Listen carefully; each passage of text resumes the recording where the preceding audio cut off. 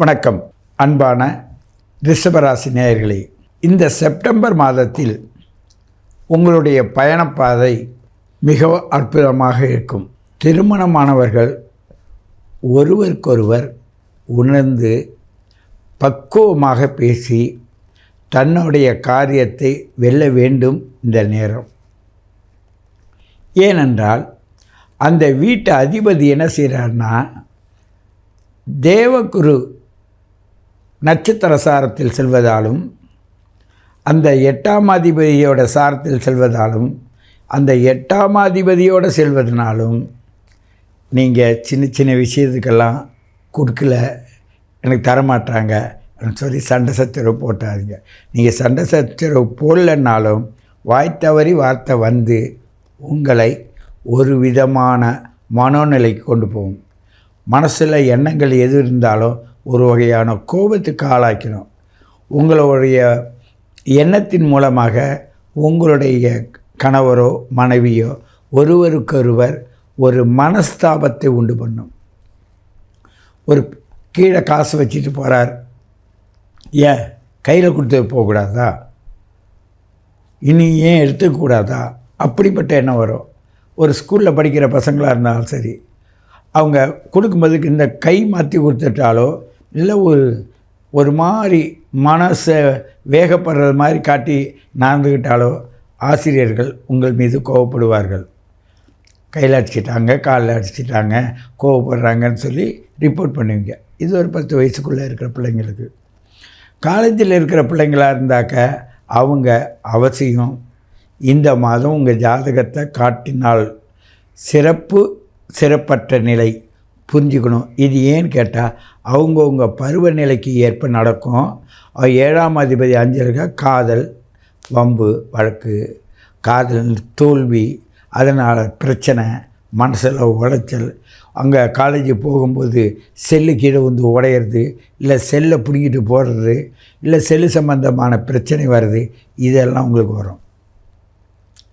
ஆகையினால் காதுக்கும் கண்ணுக்கும் பிரச்சனை வருவதற்கான இருக்கும். சில பேருக்கு கண்ணை அரிக்கும், சில பேருக்கு வாயிலேருந்து சாப்பிட்ட சாப்பாடு கூட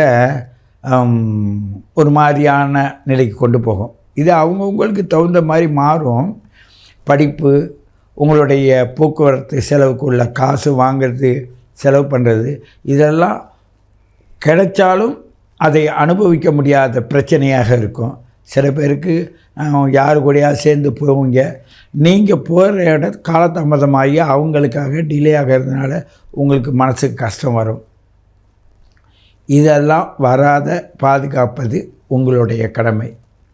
ரிஷபராசி நேயர்களை பொறுத்தவரையும் இந்த செப்டம்பர் மாதத்தில் உங்களுடைய இருப்பிடம், படுக்கை, அதை சார்ந்த இடம், அது வேலை செய்வர்களாக இருந்தால் உங்கள் லேப்டாப்போ இல்லை உங்களுக்கு ஏதோ ஒன்று அந்த படுக்கை அறையில் ஒரு பிரச்சனை உண்டு பண்ணிடும். தேவையில்லாத உங்களுடைய மனசு பாதிக்கப்படும், ஆடைகள் கிழியும், உங்களுடைய சொல்லை யாரும் மதிக்கலைன்னு சொல்லிட்டு கோபம் அதிகமாகும். மிக மிக அற்புதமான சந்தோஷமாக இருக்கிற நேரத்தில் ஏதோ சிறு சொல்லினால் அந்த சந்தோஷம் கெடும். இதெல்லாம் இன்றைய நிலையில் இந்த செப்டம்பர் மாதத்தில் உங்களுக்கு வரும். மிக கவனமாக இருக்க வேண்டும். நேரத்துக்கு சாப்பிட்ணும். சில பேர் கவலைப்பட மாட்டாங்க, நேரத்துக்கு சாப்பிடுவாங்க, ஆனால் செய்கிற வேலையை கொட்ட விட்டுருவாங்க. சில பேருக்கு நேரத்துக்கு சாப்பிட மாட்டாங்க, வேலையிலேயே கவனத்தில் இருப்பாங்க. இப்படி அவரவர்களுடைய ஜாதக ரீதியான மனோநிலையும் உடல்நிலையும் வரும். ஏதேனும் ஜலதோஷம், உடம்பில் ஏதாவது மருந்து தடவுறதோ, சுடுதண்ணியை வச்சு குளிக்கிறதோ, இது மாதிரி சூழ்நிலைகள் மூலமாக உங்கள் உடலை பக்குவப்படுத்திக்க வேணும். சில பேருக்கு வயிறு சம்பந்தமான பிரச்சனையும், மனசில் ஒரு வேகமும் ஒரு குரோதமும் வளர்கிற டைமாக இருக்கும். ஆனாலும் நீங்கள் அந்த விஷயத்தில் கவனமாக இருங்க. உங்களோட ஆடை ஆபரணங்கள் கிழியும், எல் ஷேப்பில் கிழியறதுக்கு வாய்ப்பு உண்டு. இல்லை இப்போ எங்கேயோ போட்டுட்டு எங்கேயோ தேட வேண்டிய நிலைமை வரும். அதனால் ஆடை ஆபரணங்களால் உங்களுக்கு பிரச்சனை வரும். ஞாபக சக்தி குறையும். இதெல்லாம் இன்று தட்சாயனத்தில் செல்லக்கூடிய கிரகங்களால் உங்கள் ஜாதகத்துலேயும் அப்படி அதாவது தென்பகுதின்னு சொல்லக்கூடியவங்க கடகராசிலேருந்து மகர ராசிக்குள்ளே உங்கள் ஜாதகம் இருந்தால் அவசியம் கேட்டு தெரிஞ்சு உங்களுடைய மனோபக்கத்தையும் உடல் பக்குவத்தையும் புரிந்து கொள்ளுங்கள், புரிந்தபடி நடந்து கொள்ளுங்கள். அதுதான் உங்களை பாதுகாக்கும். இந்த மாதம் மிக கவனமாக இருந்தால் சிறப்பினை பெறுவீர்கள் என்று கூறிக்கொண்டு உங்களை மீண்டும் சந்திக்கிறேன். உங்கள் சித்தயோகி பேரம்பளவாணன். உங்களுடைய அற்புதமான இந்த மாத பலனை கொடுத்தது எல்லாமே பொது பலன்தான். பொதுவாக இந்த கோச்சாரம், நீங்கள் ஒரு வண்டி கட்டிக்கிட்டே இருந்தீங்கன்னா அந்த வண்டியை நோக்கி ஏறுங்க, இந்த வண்டியில் ஏறுங்கன்னு சொல்கிற மாதிரி தான் இந்த விஷயத்தை கோச்சார பலனாக சொல்கிறோம். ஆனால் அந்த வண்டிக்குடைய டிக்கெட் வாங்கிறது இருக்குல்ல, அது நீங்கள் எப்படி வாங்கியிருக்கீங்க, நல்ல ரிசர்வேஷன் பண்ணியிருக்கீங்களா இல்லை ஏசியில் போட்டிருக்கீங்களான்னெல்லாம் பிரித்து பார்க்குறது தான் உங்களுடைய பிறப்பு ஜாதகத்தை பொறுத்தது தான். உங்கள் பிறப்பு ஜாதகத்தை கொண்டு உங்களுடைய குழந்தைகளையோ உங்கள் முதியவர்களையோ உங்களையோ சீர்படுத்துவதற்கு ஜோதிடரை அணுகி எங்களுடைய அனுபவத்தின் மூலமாக உங்களை நாங்கள் எப்படி எடுத்து சொல்கிறோமோ அதன்படி நம்பிக்கையோடு சென்று பாருங்கள். அந்த உத்தரகோச மங்கையில் இருக்கின்ற அந்த ஆதி சிவனும் அந்த மகாவிஷ்ணுவும் அங்கே இருக்கின்ற ஒரு மரகத லிங்கமும் உங்களை கண்டிப்பாக நல்ல உச்சநிலைக்கு எடுத்து போகும். காரணம் ஏன் உத்தரகோச மங்கையை சொல்கிறேன்னா, அதுதான் ஆதி காலத்தோட பழைய காலத்து கோவில், சிவாலயம், விஷ்ணு ஆலயம். அதற்கு மரகதலிங்கம் என்பது ஒன்று அங்கே இயற்கையாக அங்கே வச்சுருக்காங்க. அது ஒரு சிறப்பானது. நிறைய இடங்களில் மரகதலிங்கம் இருக்குது, ஆனாலும் அது சிறப்பு.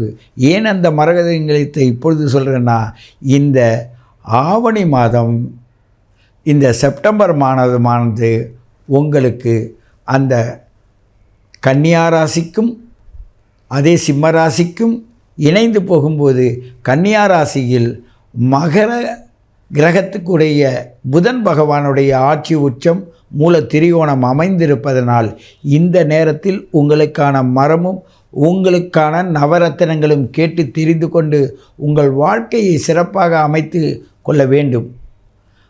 சிறப்பாக அமைத்து கொள்வதற்கு இயற்கையானது மரம் செடி கொடிகளாலும் உங்களுடைய எந்திரங்களாலும் உங்களுக்கு நவரத்தினங்களாலும் எல்லா விஷயத்திலும் முடிக்கயிறை கூட உங்களை பாதுகாப்பதற்கான விஷயத்தை நம் முன்னோர்கள் மிக அற்புதமாக கூறியிருக்காங்க.